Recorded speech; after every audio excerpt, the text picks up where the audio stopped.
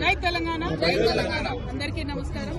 ఇవాళ తిరుమలలో స్వామివారి దర్శనం చేసుకోవడానికి నేను, నాతో పాటు మా కుటుంబ సభ్యులు, మా జాగృతి కుటుంబ సభ్యులు, అనేక మంది తెలంగాణ వారు, ఆంధ్ర ప్రాంతంలో మమ్మల్ని అభినందించేటువంటి నాయకులు అందరూ కూడా రావడం చాలా సంతోషం. ఇవాళ గత 4 సంవత్సరాలుగా నేను చెయ్యని తప్పుకు ఏదో తప్పు చేసినట్టుగా అవాకులు చెవాకులు వాగుతూ సంపూర్ణంగా నన్ను నా కుటుంబాన్ని తీవ్రమైనటువంటి మానసిక వేదనకు గురి చేసినటువంటి కేసు ఏదైతే ఉందో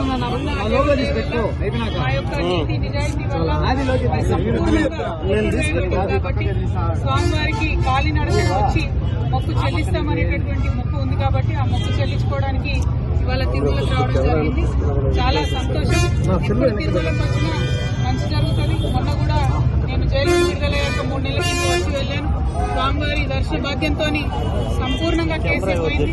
మరి ఇప్పుడు స్వామివారికి మొక్కు చెల్లించుకొని నెక్స్ట్ 2 నెలల లోపలే మరి తెలంగాణ రాష్ట్రంలో తెలంగాణ జాగృతి సంస్థ ఒక నూతన పార్టీ పెట్టబోతా ఉన్నది కాబట్టి ఆ పార్టీ కూడా వెంకటేశ్వర స్వామి దయతోని అత్యద్భుతంగా కొనసాగుతుందని, తెలంగాణ ప్రజల సేవలో మేము ముందుంటామని, ఎటువంటి దేశజాలు లేకుండా అన్ని వర్గాల ప్రజలకు కూడా, ఎటువంటి భేదభావాలు లేకుండా అన్ని వర్గాల ప్రజలకు కూడా సేవ చేసేటటువంటి ఒక మంచి పార్టీని తెలంగాణ ప్రజలకు అందియాలనే ఉద్దేశంతో కూడా స్వామివారికి మొక్కుకుంటాము.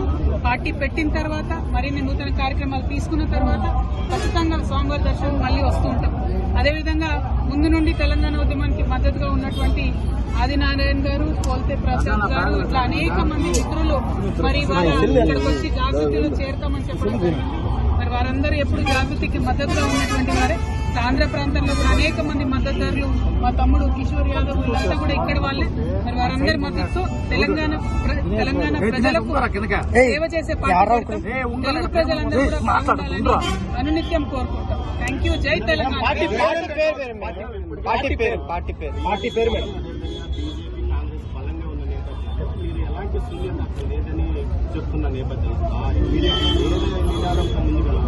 ఇవాళ మీరు నిన్నదాకా మొన్న జరిగిన మున్సిపల్ ఎన్నికలు చూస్తుంటే కాంగ్రెస్ పార్టీ ప్రజలకు ఇచ్చినటువంటి ఏ ఒక్క హామీ నెరవేర్చకపోయినప్పటికీ కూడా మళ్ళీ పెద్ద మెజార్టీలో చాలా సంఖ్యలో కాంగ్రెస్ గెలవడం జరిగింది. బీఆర్ఎస్ చాలా పరిమిత స్థానాలకు ఉండిపోయింది. బీజేపీ కూడా సేమ్ పరిస్థితి. ఎందుకు ఇది జరుగుతూ ఉంది అంటే బీజేపీ కానీ బీఆర్ఎస్ కానీ ప్రతిపక్షంగా కంప్లీట్ గా వైఫల్యం చెందిన, ప్రజల మధ్యలో ఉండడం లేదు, ప్రజల సమస్యలు తెలుసుకోవడం లేదు, ప్రజలతో మమైకమయ్యేటటువంటి పరిస్థితి లేదు. ఒకవేళ ఇప్పుడు వాళ్ళు కొత్తగా మేము ప్రజల దగ్గరికి వెళ్దామన్నా ప్రజలు వాళ్ళని నమ్మే పరిస్థితి లేదు. ఎందుకంటే మాటికి ఒక స్టాండ్, పూటకు ఒక స్టాండ్ మార్చుకుంటూ మరి ప్రజల్ని ఇబ్బంది పెడుతున్నటువంటి ప్రతిపక్షాలు, ప్రభుత్వం అయితే ఇచ్చిన ఏ ఒక్క మాట కూడా కనీసం చేయడం లేదు. అటువంటి సందర్భంలో తెలంగాణలో ప్రజలు ఆల్టర్నేట్ కోసం చూస్తున్నారని మాకు బలంగా అనిపిస్తున్నది.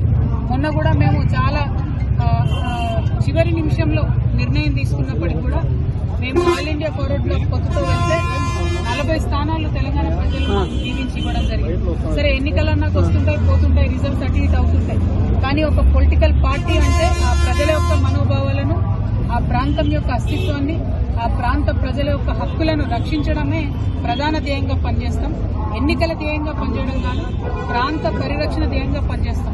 బీఆర్ఎస్ లో తెలంగాణ ఉద్యమకారులను విస్మరించడం జరిగింది, తెలంగాణ అమరవీరుల కుటుంబాలను విస్మరించడం జరిగింది, యూత్ ని విస్మరించడం జరిగింది, మహిళలు విస్మరించడం జరిగింది. సో వాళ్ళందరినీ కూడా ముందుకు తీసుకొని, దగ్గరికి తీసుకొని వాళ్ళ ఎజెండానే మా ఎజెండాగా ముందుకు వెళ్తాం. సామాన్య మహిళలు కూడా ఇప్పుడు ఎలా, మీ పార్టీ కొత్త పార్టీ పెట్టారు, సామాన్య మహిళలు మీరు ఎలా ప్రోత్సహించబోతారు, వాళ్ళకి సంబంధించి పార్టీ ఏ విధంగా నిర్ణయాలు తీసుకోబోతుంది? ఇంకేమైనా క్వశ్చన్స్ కూడా ఒకేసారి చెప్పారు. రాష్ట్ర విభజన జరిగి 10 సంవత్సరాలైంది. ఇప్పటికీ కొంత టీఆర్ఎస్ లో సీనియర్ నాయకులు కానీ కేటీఆర్ కానీ ఎన్నికల స్థానంలో మాట్లాడుతున్నారు. ఇది నెక్స్ట్ మీరు పార్టీ కూడా అదే పని చేస్తారు. బీఆర్ఎస్ లో కూడా కొంతమంది అసంతృప్తి పరులు ఉన్నారు, వాళ్ళు కవిత వైపు చూస్తున్నారు. వాళ్ళు ఏ విధంగా ఆహ్వానించబోతున్నారు అంటే కొత్త పార్టీ ఏదొచ్చినా కూడా ప్రజలకు కొత్తదనంతో కూడినటువంటి అంశాలను తీసుకొని ముందుకు వెళ్తేనే సక్సెస్ అవుతాము. మేము ఒకటే ఎజెండా తీసుకున్నాము, నిరంతరం ప్రజల మధ్యలో ఉంటేనే మా ఎజెండా. ఏదో పైన పెద్ద పెద్ద అంశాలు చెప్పి క్షేత్రస్థాయిలో గల్లీలో ప్రజలకు ఇబ్బందులు ఉంటే, వాళ్ళకి రైట్ రాకపోతే, వాళ్ళ స్కూల్ బాగాలేకపోతే కనీసం పట్టించుకోకుండా తిరిగే పొలిటికల్ పార్టీ లాగా మా పార్టీ ఉండదు. క్షేత్రస్థాయి నుంచి మైక్రో లెవెల్ ఫోకస్తో తెలంగాణ ఫస్ట్ అనే నినాదంతో మేము ముందుకెళ్తాం. తెలంగాణ వాళ్ళు ఎప్పుడైనా ఒకటే మాట చెప్పినాం, మాకు తెలంగాణ ప్రాంత ప్రజల హక్కుల పరిరక్షణే ప్రధాన ధ్యేయం అని చెప్పినాం. అంటే మేము మానవతావాదులు. ఒకవేళ ఒక ప్రాంతం వారి హక్కులు బాగుండాలని మేము అన్నట్టయితే ఇంకొక ప్రాంతానికి కూడా ఆటోమేటిక్ గా వర్తిస్తుందనే అంశం. ఆంధ్ర ప్రజలంటే మాకు ఎప్పుడు కూడా ద్వేషం లేదు. ఆంధ్ర ఆధిపత్యం అంటే మేము ఖచ్చితంగా ద్వేషించినాం. ఆంధ్ర పొలిటికల్ లీడర్స్ యొక్క ఆధిపత్యాన్ని ద్వేషించినాం. అది ఎప్పుడు కూడా మేము ద్వేషిస్తూనే ఉంటాం. అదే పెత్తనం, ఆధిపత్యం ఆంధ్ర ప్రజల మీద కూడా ఎవరు చేయకూడదు, తెలంగాణ ప్రజల మీద కూడా ఎవరు చేయకూడదు. 2 రాష్ట్రాలు విడిపోయినాయి, ఇప్పుడు రాజధాని కూడా కంప్లీట్ గా విడిపోయింది. ఎవరి బాటన వాళ్ళు పోతున్నాం. అందరం మన అభివృద్ధి చూసుకోవాలి, రాష్ట్రంలో జరుగుతున్న విషయాలను చూసుకోవాలి. ఉదాహరణకి ఇక్కడ మన లడ్డూ కల్తీ అయింది అనేటటువంటి విషయం డిస్కషన్కి వచ్చినప్పుడు ఆంధ్ర ప్రజలతో పాటు తెలంగాణ ప్రజల మనోభావాలు ఏమైందో ఏం లేదో మాకు కూడా తెలియదు. కానీ రేపు పొద్దునైనా సరే ఇక్కడ ఉండే ప్రభుత్వం, ఇప్పుడున్నటువంటి ప్రభుత్వం కూడా బలంగా ఒక విశ్వసనీయత కల్పించాలి ప్రజలు.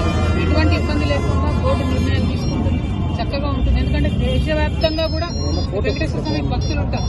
సో ఇక్కడ మన రాష్ట్రమైనా 2 తెలుగు రాష్ట్రాలు కూడా దేశం మొత్తానికి ఆదర్శంగా ఉండాలని చెప్పి మేము బలంగా నమ్ముతాం. కాబట్టి ప్రజలుగా కలిసి ఉండాలి, రాష్ట్రాలుగా విడిపోవాలనే నినాదంతో మేము ఆనాడు ఉన్నాం, ఈనాడు కూడా ఉంటాం. Thank you. జై తెలంగాణ. పార్టీ పేరు మేడం? పార్టీ పేరు స్వామివారికి సీక్రెట్ గా చెప్తారు మీకు తర్వాత. సిరిసిల్ల నుంచి మీరు పోటీ చేస్తారని ఆదిత్య గారు చెప్పారు నిన్న. సిరిసిల్ల నుంచి మీరు పోటీ చేయబోతున్నారని మీ అబ్బాయి ఆదిత్య గారు చెప్పారు. అది నిజమా, ఎంతవరకు? అసలు ఒక మాట ఏంటంటే ఇప్పుడే మేము మాట్లాడుతూ వస్తా ఉన్నాము. మా బాబు నిన్న ఏదో ప్రైవేట్ ఫంక్షన్ కి వెళ్ళాడు. మా ఇంట్లో అబ్బాయి ఒకతను హెల్పర్ ఉంటాడు, అతను పెళ్లికి వెళ్ళడం జరిగింది. అసలు కనీసం మీడియాతో మాట కూడా మాట్లాడలేదు. మాట్లాడకుండానే మాట్లాడినట్టు వేసినారు. సో మీడియా మిత్రులు కూడా మరీ ఇట్లా మమ్మల్ని మాట్లాడినట్టు చెప్పొద్దని చెప్పి రిక్వెస్ట్ చేస్తూ మీ అందరికీ లాస్ట్ క్వశ్చన్, లిక్కర్ స్కామ్ లో క్లీన్ చిట్ వచ్చింది. అన్యాయంగా మీరు జైలు శిక్ష దీనిపైన పోరాటం చేశారు. లీగల్ గా ఏం చేయాలో మా లాయర్స్ చేస్తా ఉంటారు. నైతికంగా నేను ప్రజల మధ్య ఆనాడు కోరాను, ఇవాళ కూడా కోరుతున్నాను. ఆనాడు కూడా ఒకటే మాట చెప్పాను, నేను కడిగిన ముఖ్యంగా బయటకు వస్తానని. ఇవాళ కూడా అదే చెప్తున్నాను. నేను నీతి పక్షాన ఉన్నాను, న్యాయం పక్షాన ఉన్నాను. ఖచ్చితంగా ఇట్లా ఉండే వాళ్లకు మంచి జరుగుతుంది, ప్రజల మద్దతు లభిస్తుందని నేను బలంగా నమ్ముతున్నా. అన్నిటికన్నా ముఖ్యంగా స్వామివారి దయ ఉంటుందని ఉండాలని. మేడం, చివరి ప్రశ్న మేడం, హైడ్రా పైన మీ పోరాటం అంటే పేదలు పెద్దల మధ్య జరుగుతుందని చెప్పారు. ఎక్కడైనా కూడా ఇదే లొల్లి అవుతుంది. పెద్దోళ్ళని కాపాడుతున్నారు, పేదోళ్ళని కొట్టేస్తున్నారు. సో ఖచ్చితంగా మేము జాగృతి నుండి ఏదైతే పోరాటం నిన్న ప్రారంభించామో అది కొనసాగిస్తాం. మేము ఎప్పుడైనా పేదల పక్షమే, పెద్దల పక్షం కాదు. జాగృతి కొనసాగుతుందా మేడం మీరు పార్టీ పెట్టినా? అన్ని ఒకేసారి అనౌన్స్ చేస్తాం brother. Thank you so much. జై తెలంగాణ.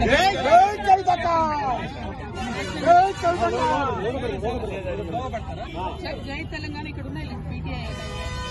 జై Telangana. Visit Lord Balaji. After my discharge from the court cases, there was a wish and desire to come here and darshan of Lord Balaji. We are all here, my family members, my Jagriti members, everybody is here. Telangana and Andhra believe in Lord Balaji's blessings. So we are believing that because of his blessings, the case got discharged and I have been honorably exonerated from the entire case.